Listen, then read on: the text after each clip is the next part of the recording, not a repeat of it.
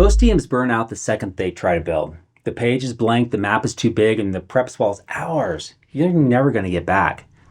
That's how campaigns collapse before the first torch is ever lit. The last 13 episodes have been leading here. We started with the world wound, that scar that set everything in motion. Characters grew out of it, each with their own little weave. We mapped the overlaps with the Venn diagrams, and then we traded the idea of plots for something much stronger, weaves that pull against each other. The prologues launched characters into the story, and the villains simmered as slow burns. The present weeks grounded the narrative into right now. We pulled parties together with real purpose instead of taverns and chance. Avatar: The Last Airbender showed us a working blueprint. The organizational video gave us tools to track the chaos, and our momentum keeps our campaigns moving. We fill the world with flavor NPCs to give our world an actual life. Scarcity brought weight and consequences to every choice. Now we are at episode 14, and this is where all of it becomes real. The overlap stops being theory and just a way to find relationships. And now we lean in to turn every wall, door, room into a physical space that your players can walk through. This is the step where you finally get to build something. The secret is boundaries. 3 to 6 rooms. That's all a dungeon really needs. That's all a guild hall, a chapel, even a city block needs. And once you draw the edges, the chaos shrinks. Well, at least for you. And the design tightens and the world feels heavier. From here, we'll tie the 6 questions straight into your map. We'll use the 600 square foot apartment model to cut the bloat. We'll hamstring the story just enough on purpose that the world gives you some time. Templates will stack like Legos, giving variety without endless prep, and travel will finally start pushing back because the moment you skip that, your world feels really tiny. By the end of this video, you'll know how to take all of these concepts from Fluffy Demon D&D and apply them into a physical place that you can see in your imagination with fast prep that's alive at the table and sustainable for the long haul. So let's build. Chapter 1. Tie it all together.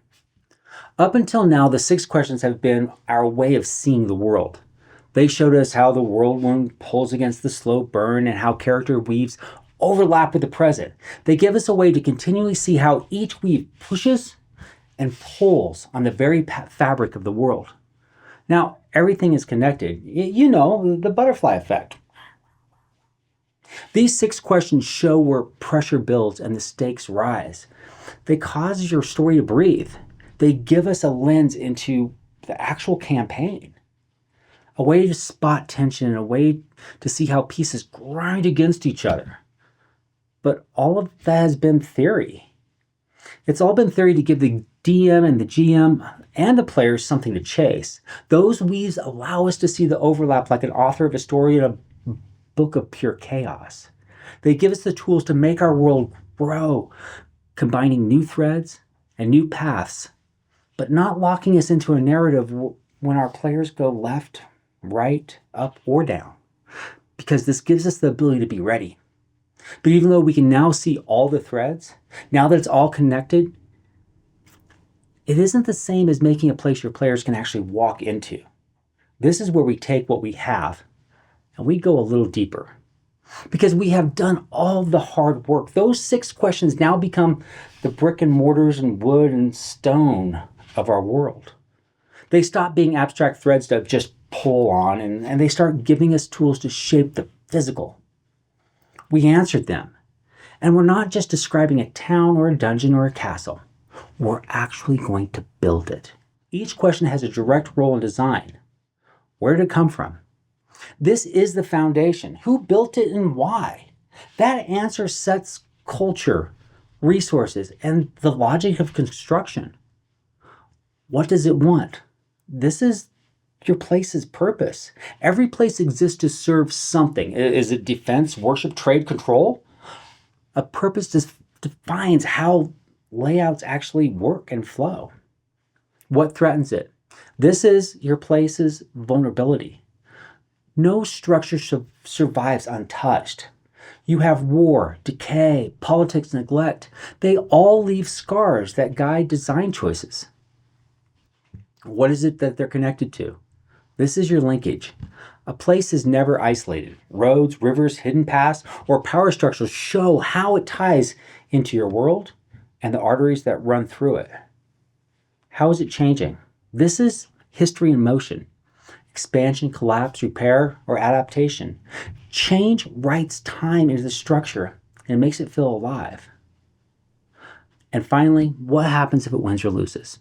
This is your place's consequences. Every place carries stakes, and those stakes give weight. Without them, the map is just stupid lines on paper.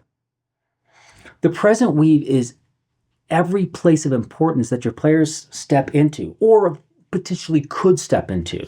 Each one runs on the same 6 questions. And once you start applying them here, the page stops being theory and starts becoming a real, usable map. The circles, you've already drawn them. They hold all the answers.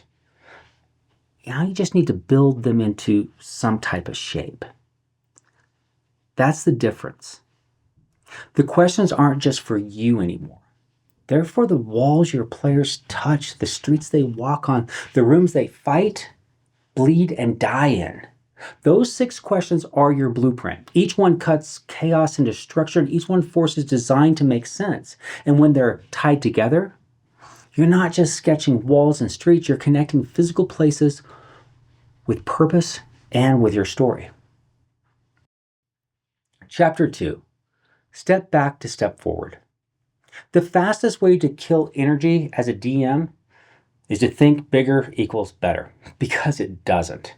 A 50-room dungeon looks impressive on paper, but it drains hours of prep you're never going to get back.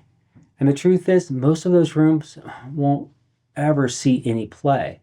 The players will either miss them, they'll skip them, or they'll blow right through them in a single action. That's why I use the 600 square foot apartment test. You don't need a mansion to live well. You need a small space where every corner matters. It's the same with design. A dungeon of 3 to 6 rooms is enough, because when the space is small, every room now has a purpose. You can afford to pack in so much detail. Make that layout logical. Give every choice weight. 5 of those small dungeons will give you more variety and mystery and more flexibility than one giant, huge mega dungeon. Because players can't be in all of them at once, which means their choices need to matter. Do they clear the flooded mine, the haunted chapel, or the merchant vault? Whichever they leave behind changes without them. Floods, passageways collapse, or new occupants. The world moves because they can't touch everything. The same principle applies to towns. Towns, you don't need 500 unique buildings. It needs 3 to 6 that matter. An inn, a guild hall, a temple, a market, a handful of homes. Dress them differently each time, and you've got endless variety without endless prep. Your players see a living city, but you only build the rooms that count. Building small saves you time. It keeps details sharp, and it makes the world feel larger, not smaller, because players will never see all of it. That's the test. Keep your world to the size of a small apartment. 3 to 6 rooms, 3 to 6 buildings, 5 small dungeons instead of 1 50-room sprawl. The boundaries make it manageable. And inside these boundaries, your world can really feel alive. Chapter 3, Hamstring the Story. Every DM's mistake is trying to build everything at once. Try to build the whole castle, the entire city, every single floor of your 15-layered dungeon. And that's how you bury yourself in prep that you don't need. The smarter move is to hamstring your own story. Not by blocking players for no reason, but by building natural barriers that slow the pace and buy you time. Think of a vertical city. On the bottom, we have the slums. Right above that, we have our merchant's lair. Nobles are higher still, and the government is perched on top, looking down on from high. You don't need all of it today. You only need the tier the players can reach right now. Everything else is locked behind conditions: a gate, a license, a trust from a faction, proof of allegiance. These gates give you breathing room. While players wrestle with politics, bribes, or errands on their first tier, you're sketching the second one. And by the time they finally do climb, you're ready for them. The same trick works anywhere and everywhere. A collapsed stairwell, a door barred from the other side, a lift that needs a token. Every obstacle is a pacing tool. Players feel the barrier and they want what's behind it. Meanwhile, you get the time to actually build what's beyond it. Hamstringing the story doesn't shrink the world, it stretches it. The gates make the place feel layered. Real cities are layered. Castles are layered. They always hold more than what you can see. And when the players finally do break through, it feels honestly earned. They fought the system, they made the climb, and the victory lands harder. This is how you stop running out of time. Don't build everything now. Build what's reachable. Lock the rest behind conditions. But those conditions really need to make sense. The one move keeps your world sustainable and your story alive. Chapter 4, the why and the building blocks. Form follows function. That's why every place needs rules. If you let yourself draw anything, you'll drift into random shapes and filler. That's how you get rooms that don't make sense, like a banquet hall in a lighthouse or empty chambers that exist only because you had space on the page. The fix is simple. Limit your bricks. You need to start thinking like you have Legos. But you don't have the whole box of Legos. You just have 4. Maybe a 2x4, 2x6, or an L shaped in a square. Then you scale them. A 2x4 might become a 10x20 or maybe a 30x60, etc. And that's it. Those bricks are your rooms. And when you need connective tissue between them, a street, a passageway, a door, every dungeon, crypt, temple, or a guild hall is built from those same sets.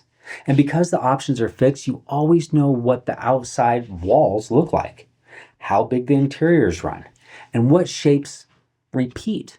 This saves you from chaos. Instead of inventing new room types every single time, you just remix the same few. Details come from what you put inside, not from reinventing the footprint. A 2x4 might be a barracks in one dungeon, a chapel in another, a tavern hall in a town. They all have the same shape, but different purposes. The discipline matters. It forces you to stay logical and it keeps your prep consistent. And it gives your players a world that feels solid because architecture never bends to whim. Your 6 questions tell you why the place exists. Your 4 bricks give you language to build it. Everything beyond that is just dressing. Stick to your bricks. Stay true to the set, and you'll never waste time second guessing how to draw the next room. Chapter 5, templates to reskin. Once you've got your bricks, you don't need dozens of maps. You need 6 templates that you can reskin forever. Think of them as kind of like skeletons. The bones always stay the same. The skin changes.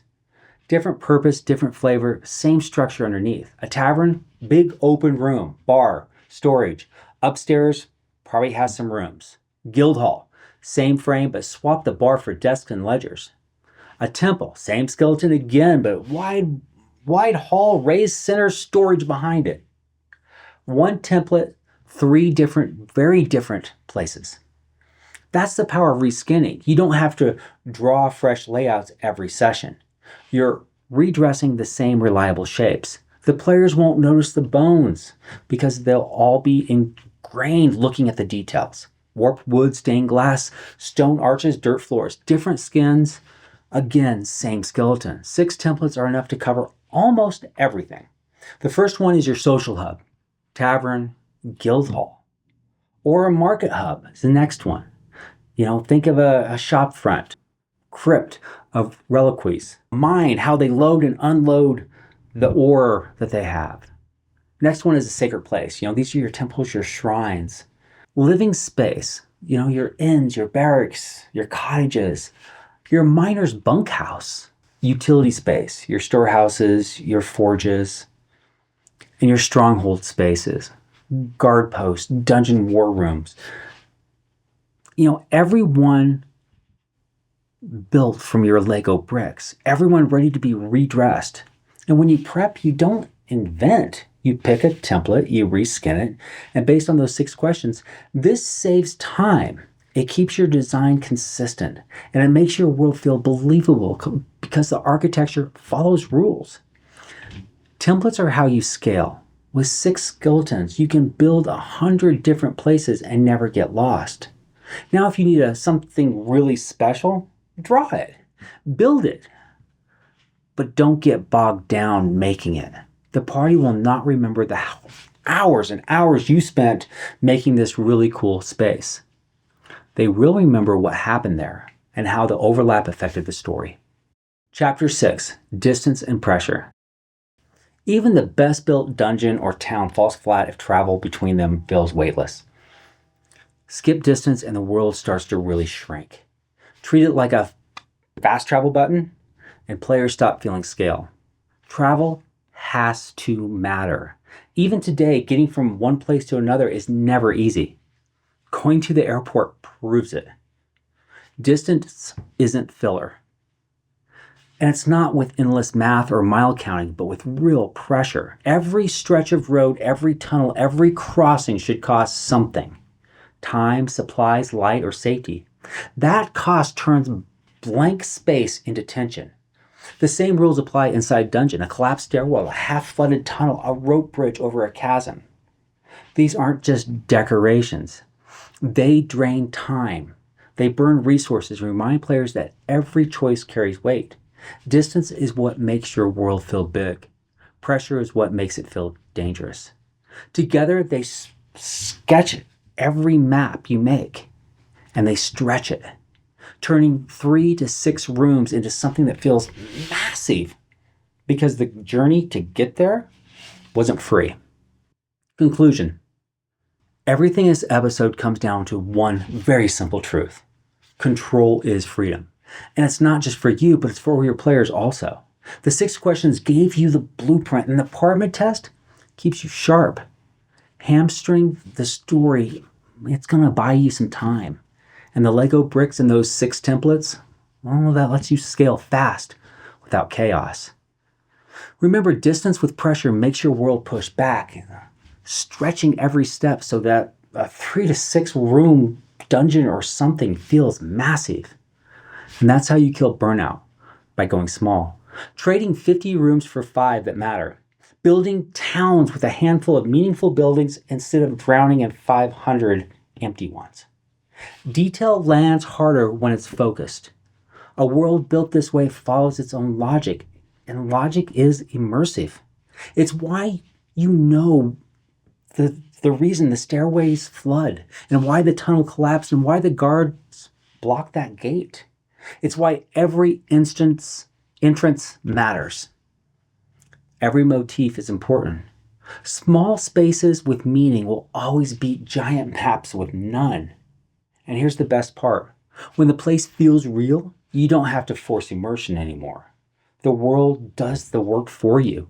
Every blocked passage, every flooded stairwell, every creak of an old door stops being some random detail and starts being a living system your players trust enough to lose themselves in. But here's one piece we haven't really touched on yet. The part that hits the table when you open your mouth. Because you can build the perfect dungeon. You can nail every layer of logic. You can find every single overlap. But if your description falls flat, it sounds like a shopping list. The whole thing dies in seconds. And that's the next step. And it's not purple prose, and it's not lore dumps. Language that lands fast, sharp, and brutal. How do you turn a door into dread? How do you make that hallway feel like it's a nightmare? How to choose the one detail that crawls under your player's skin without wasting 20 minutes? If you're ready to make your players smell the blood and the dust, and hear the wet echo of something moving where nothing should be? Don't miss the next one. Because you built the bones, now we're going to put flesh on them. In the warm below, roots curl like veins. Stones swallow the light. The air is heavy with things that crawl. If this woke something in you, you're one of us now, one of the fluffy spawn. Subscribe and let's keep digging deeper.